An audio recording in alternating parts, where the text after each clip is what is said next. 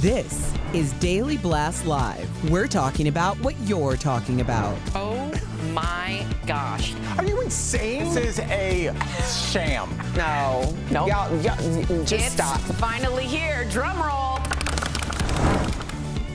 Welcome, welcome, welcome to Daily Blast Live. I am Tori, and I'm here with Al and Erica, and today we are looking back at some of our favorite celebrity interviews. So you know him best as half of the satirical comedy duo Cheech and Chong. It's me. It's not. Oh. You're Al.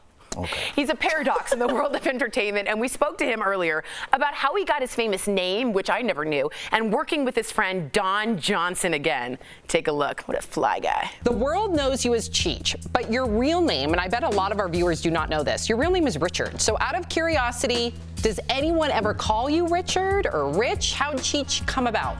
To Cheech's name came along because when I was a little baby and brought home from the hospital and put in the crib, my uncle, Bono, looked into the crib and in Spanish he said, "Ay, parece un chicharrón." Looks like a little chicharrón. I don't know if you know what chicharrones are, you know, like deep fried pig skins. So when Tommy and I, Chong, were trying to think of a name to call us, he said, "Well, do you have a nickname?" And so he said, "Well, in my family, I'm known as Cheech." And he goes, "Cheech. Cheech and Chong, Cheech and Chong." And it was never Chong and Cheech. It was always Cheech and Chong because that sounded better. It does sound better. The rhythm of it. So we were always Cheech and Chong. Speaking of Chong well, Cheech, how is Tommy Chong doing? And we would love to know if you can let us know, what is the crazy experience you guys have ever had together? We were always busted at the border, usually going into Canada. Whoa. For some reason, because we've been on the road forever. We had different bags with us, and they would find weed on us. Of course, right. And it happened more than a bunch of times. And they would look at it and they, all right, get out of here, Cheech and Chong. It's only a joint. It's so Canadian. All right, this year marks the 50th anniversary of Cheech and Chong. Did you ever expect, for real, like in your heart, to be where you are now? And what was your vision back then of where you'd be 50 years ago? Because, I mean, coolest guy in the world, right? We had split up for 20 years, got back together, and another 10 years of on stage and TV and everything success, even after he went to jail too, you know. And so we have all these things against us, but here we are still, you know, in the public eye and beloved. Yes, that's the best part of it. Yep, We're beloved wherever we go. So that's, wow, cool. Everybody, even though he's a criminal. Everyone loves you guys. Speaking of partners, you and Don Johnson played investigative partners in Nash Bridges back in the early 90s, 2000s. What was it like coming back for a movie reboot, and how have you guys changed from then till now? Nickel right on Kearney. Yeah. Are you going to let some app tell us how to do a car chase? A little slower, but not much, but we haven't lost our timing that we had together. You know, it was the same thing with Chong. We were just meant to be together, and with Tommy and Don, easily, because I knew Don Johnson for, well, I don't know, maybe 10 years before Miami Vice. We were young actors, bachelor actors in Hollywood together. So those kind of guys found themselves at the same bar at 2 o'clock in the morning all the time. So we got to talk about your Netflix animation, Maya and the Three, where you play Hira and Can, the gods of wind and storm. So you play two gods. Yeah. You say that you like playing the sidekick. So what was it like playing a god, let alone two? Well, one of them has to be the sidekick. I think it was Can. Hira was the alpha, and then Can was the sidekick, I think, you know, because he had all the best lines. I don't know what He said he's Khan, the god of wind. Or all the best wind sounds, you know. He was the sidekick. I do like playing sidekicks. I think it's the greatest role. They didn't have to kiss the girl or anything when I was a kid, and so I always liked those guys. And we all need it. We all need it now more than ever, the levity. That's why we love you. That's why you're so beloved. We got to run. Thanks so much, Cheech. And DBL Nation, you can stream Maya and the Three on Netflix now. Thank you, Cheech. We'll be right back. Thank you very much. Bye-bye now. Bye. Cheech! It's cool. coolest thing that I've ever done. Coming up on DBL, after her father was murdered, she did write a book with the man wrongfully convicted of killing him. I'm telling you, you do not want to miss today's Freedom Files. And we talk to MAURY POVICH about his long-running tabloid talk show. That's next. You are the father.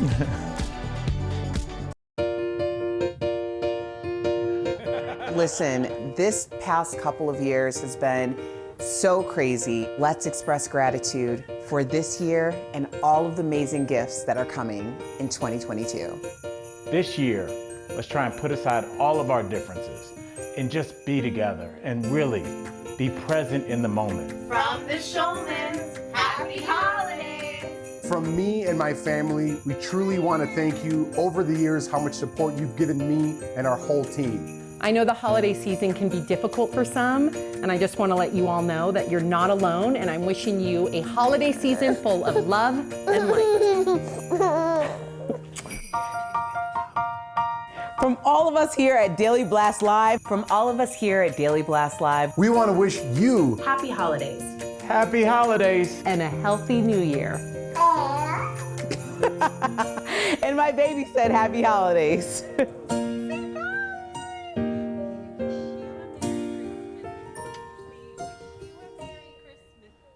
On December 3rd, Mariah Carey's hit single, All I Want for Christmas Is You, was certified diamond by the Recording Industry Association of America, making it the first holiday single to earn the distinction. Carey's Christmas hit usually begins making its way up the music charts around late October, according to Last.fm listenership data from the past 3 years. But does that mean that the holiday hit gets the most plays on streaming apps during the Christmas season? Verify reached out to these sources to get an answer, and drumroll please, it's true. All I Want for Christmas Is You is the most streamed holiday song according to music streaming app data from Apple Music, Amazon Music, Billboard, Pandora, and Spotify. According to Amazon Music, global streams on their app for this song are up 46% in 2021 when compared to this time last year. It's also one of the most requested holiday songs on Amazon Music via Alexa so far this year. According to Spotify data, the song tops its Christmas hits list and is the most popular song on Carey's artist profile with nearly 1 billion streams overall. It's also my all-time favorite Christmas song, and I may or may not dance around the table to it every year with my family. With your Fast Fact, I'm Ariane Till.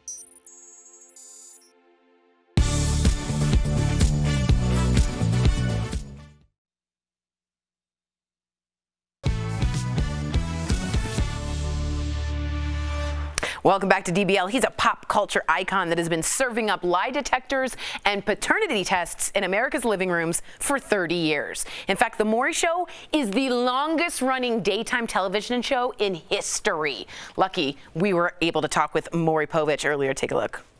Welcome back to DBL. He is a pop culture icon that has been serving up lie detectors and paternity tests and so much more at America's living rooms for 30 years. Can you believe it? In fact, The MAURY Show is the longest running daytime television show in history. Wow. And we are lucky enough to spend some time today with Mr. POVICH. Yeah. Thank you. Wow. Nice reception. Thank you. You're welcome. We are all fans. I get a better reception from you than I do my guests. That's good. Well, listen, you have 9 million followers in social media. So not only are you owning broadcast, but you're also owning social. Even Kanye is rapping about you. You're everywhere. So what's the secret? Because I'm barely slowly growing my social media. So how do you get continued popularity over generations? Tell us. Well, you know, I think more than anything else, people on our show, I mean, it doesn't matter whether we condense, for instance, our segments into 4-minute segments, which we do, and throw them all on our social media platforms. But the thing is that you can get all of these stories involved in conflict and drama and lust and betrayal and all the great Shakespearean themes, and we can reduce them to the point where we've got a result. We're going to find out whether it's true or not. There's and a I payoff. think that's more than anything else what the audience enjoys. Exactly. Yeah, and it's a true payoff. Yep. MAURY, I'm going to just ask you a personal question here. Have you ever been offered money to do a birth announcement for somebody? That's so good. That's really smart. That's a great idea. I've had a lot of people, you know, tell me, you know, can you please do a selfie with me and say I'm the father or I'm not the father? I get a lot of that. If I had a kid on the way, I'd make you do it right now. Yeah. You can always fall back on that. I mean, we live in New York City, you know, and if you walk down the street and a construction worker on a scaffolding looks down at me and says, "Hey, Murray, can you tell me I'm not the father?" I say, "Okay." So, Maury, you also act too. You've been in a few primetime roles, but you play yourself. Is that something you want to get into more? Well, I'll tell you about playing myself. Years and years ago, there was this young movie director who had this movie out called Jaws, and his name was Steven Spielberg, and I was doing a local show in Washington in the late 1960s, and he comes on the show and he looks at me and he says, "You have an interesting face. You ever thought about doing auditions?" And I said, "No, because I only got one act, and this is it. This is my only face. This is my only role." This is it. You could have been somebody, Maury. Yeah, right. Yeah, right. He turned down Steven Spielberg. Yeah, that's a good party. Well, no, well, at that point, Steven Spielberg hadn't been a big name. So, but didn't. All it took was one movie, right? Yeah. Right. Na. Yeah, we got it. All right, we're moving on. Sorry, Maury. I have the hard question, Maury. You were beloved, but you also have some critics that claim the show exploits your guests in a way, and I would love for you to take the floor and say, what do you say to them? Well, I mean, you know, most of my life, way back when I was doing a current affair, host of a current affair, which was this kind of edgy show, edgy tabloid news show, and critics have always seemed somehow to gravitate to me and like to criticize what I do, but it's very simple. Okay, we do these themes like paternity testing for a reason.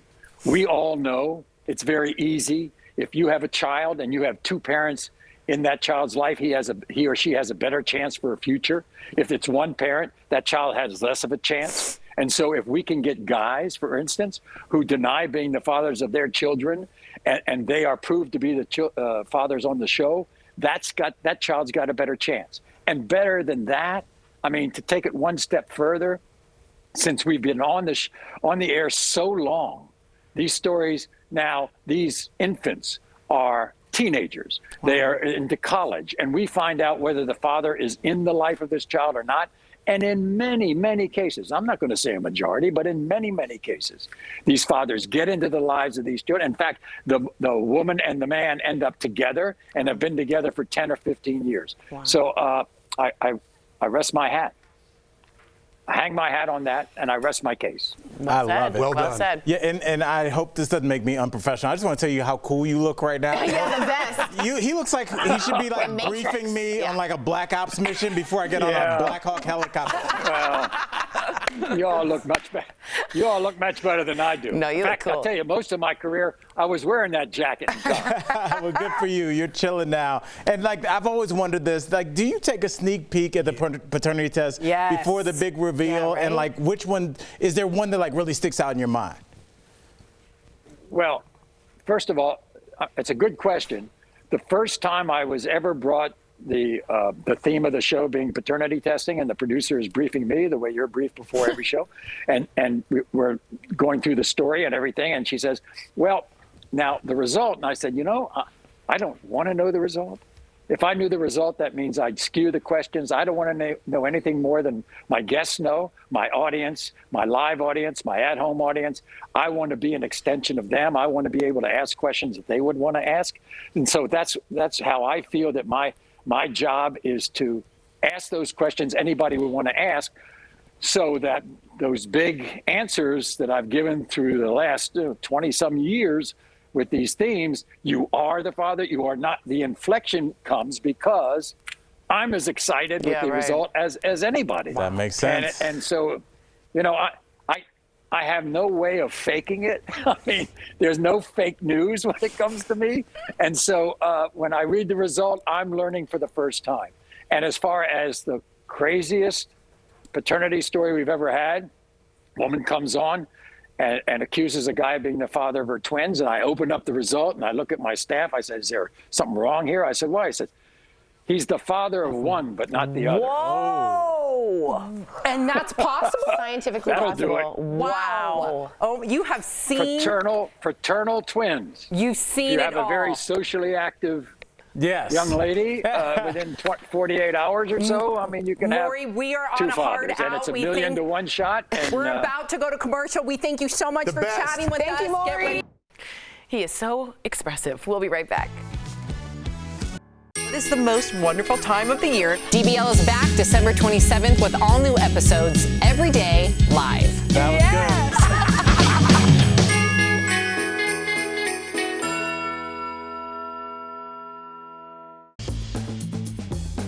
The IRS added a new above-the-line deduction for charitable giving this year, thanks to the CARES Act. That means whether you itemize your return or claim the standard deduction, you can take advantage of this deduction. It's $300 for singles and up to $600 for married couples filing jointly. The Chief Tax Information Officer at Jackson Hewitt says this could be worth about $150 on your refund. But those donations have to be done by the end of the year, as there's no guarantee the IRS will extend the benefit to 2022. There are some stipulations. You have to give a cash donation to a qualified charitable organization, and you need proof of donation, which could be anything from a paper receipt to a text confirmation. So keep those records in a safe place. There's nothing like having a real tree in your home, but it's a bummer when all of those needles end up on your carpet. In fact, there's a whole Christmas tree genetics program dedicated to solving this problem. Researchers say they've identified which genes help trees hold on to their needles, and now they're working on super seeds that could reach growers by 2028. The goal is to have less than 1% of a tree's needles fall off through the Christmas season. And it's not just the needles. Researchers are also working on trees that have a stronger aroma, need less watering, and could even be resistant to climate change, creating fantastic firs that even Charlie Brown would be jealous of.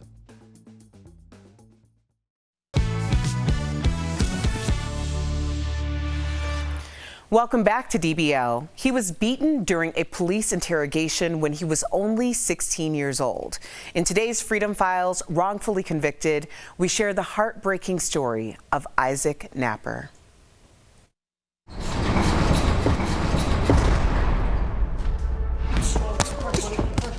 16-year-old Isaac Napper had found his niche. I had already won the Golden Gloves twice.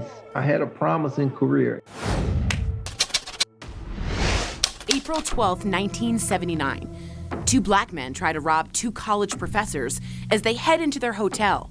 One of them has a gun. Professor Robert Banks is shot point blank and killed instantly, leaving behind his 4 children, including a 16-year-old daughter, Amy. Less than a month later, Isaac is named by a police informant as the gunman. They came to me, they said, we know you didn't do it, but we believe that you know who did it. And they said, we just want you to sign these papers stating that Leroy Williams committed that murder. I said, no, I'm not gonna do that. I don't know if Leroy Williams committed that crime or not. Isaac's interrogation lands him in a hospital bed. They broke my ribs on the right side, and on the left side, they fractured my ribs. I had to get swollen glands took out my body. They took blood clots all out my body. The prosecutor's entire case hinges on the testimony of a 17-year-old Leroy Williams. You can tell when he took the stand, you could almost tell that it was rehearsed. They told me, I knew that they did the same thing with Leroy. Isaac is found guilty and sentenced to life in prison without the possibility of parole. And I looked at my family, my sister started screaming and hollering loud, y'all know he didn't do it. The now 17-year-old is sent to Angola State Prison, the country's largest maximum security prison. I had got to the point to where I had prepared myself to die in Angola. I didn't even have hair in my face. I barely had hair under my arm. And hearing these stories about how these guys, they like vultures. I was not gonna be nobody's girl. Isaac's boxing talent keeps him safe, even earning him respect from fellow inmates. Department of Correction title, only one person can hold a title in each weight division, and I held the title for over 9 years. Over the years, his case falls by the wayside, but then a fellow prisoner who is working in the law library takes a look at it. He read the transcript. He read about maybe 50 pages. He said, "You was railroaded." He said, "I'm gonna get you out of here." A New Orleans attorney takes up his case and discovers things never presented to Isaac's team at his original trial. Tony was the guy that identified me. And in fact, I found out years later that he didn't only identify me, he identified 12 more people. Then she finds the smoking gun, literally. A week after that crime was committed, 3 guys got arrested in that same area for armed robbery with the gun that the ballistic shows was the murder weapon that killed Dr. Banks. In 1991, after 12 years in prison, Isaac is released. More than a decade later, Dr. Amy Banks finds out that the wrong man went to prison for her father's death. She and her sister ask to meet Isaac.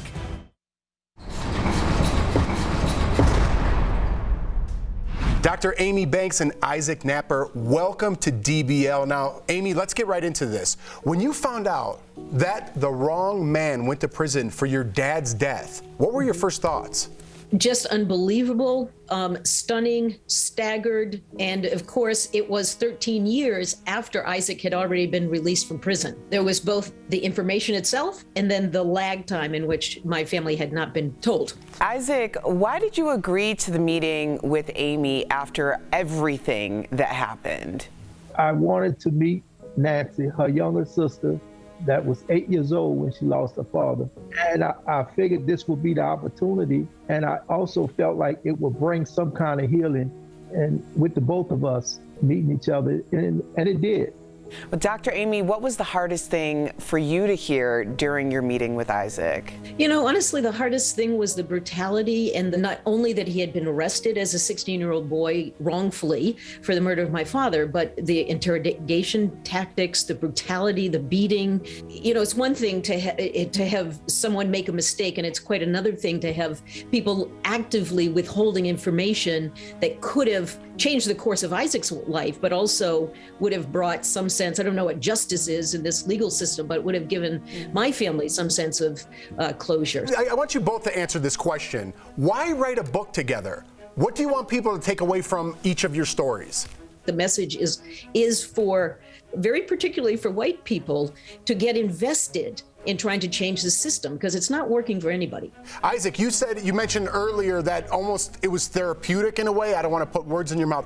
Why did you want to write the book from your standpoint? When we talked about it, I thought it was a great idea because of what was going on right now in America with this systemic racism and the George Floyd and Breonna Taylor thing, all this stuff going on. It couldn't have came at a better time to kind of bring peace among us, people in general, you know, and every race, you know, to show that we can come together regardless of our race and who we are. We can still come together and get along, you know, and make change in America. I think that's perfectly said, very timely.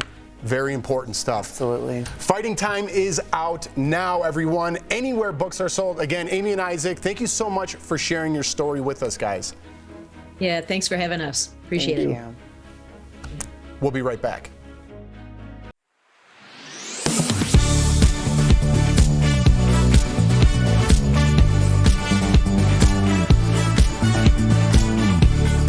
That sound means it is time to verify, and it's time to get to the bottom of a claim fueling debate and discord among two groups of people, those who are and are not vaccinated against COVID-19.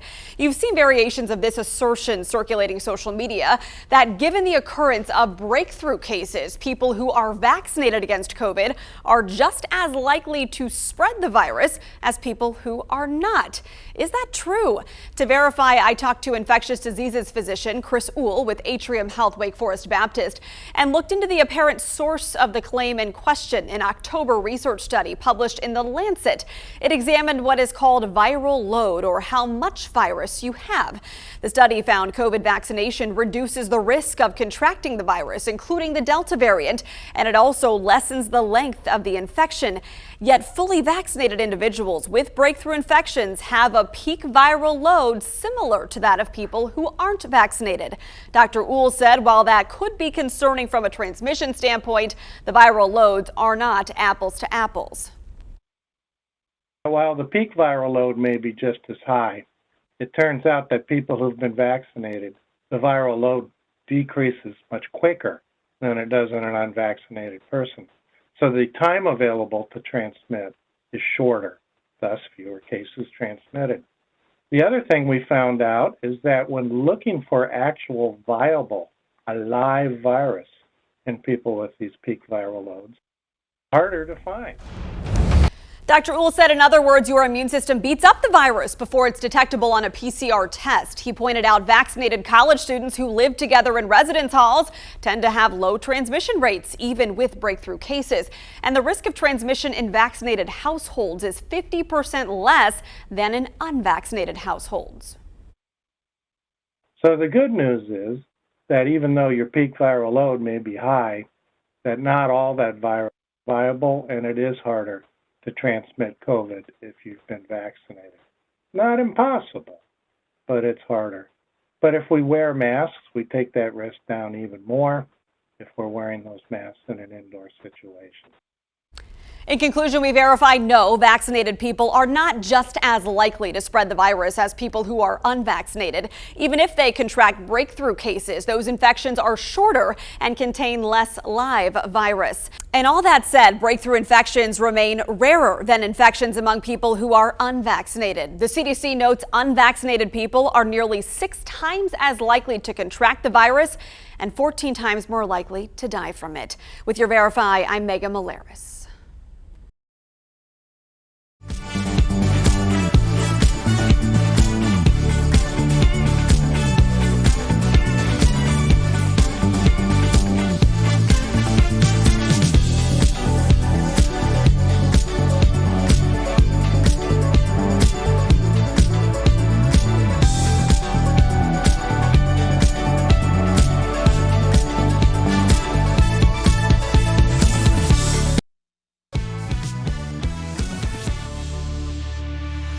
Welcome back. Rebecca has a quick question for me. Tori, are you still doing needlepoint? In fact, I have 2 new ones to show you. I heard. First one up is a sampler. This is how they used to teach kids how to read, with A is for apple, B is for boy. But it's all Marvel characters. That was so cool. Yes. So it's A is for Ant-Man. It's really cool. And this one is for Rob, our camera guy, coming up next. Bernie Sanders on a chairlift. That's unbelievable. Tori, you are killing it. Killing so it. good. DBL's new every day. We'll see you again, same time, same place. Bye, guys.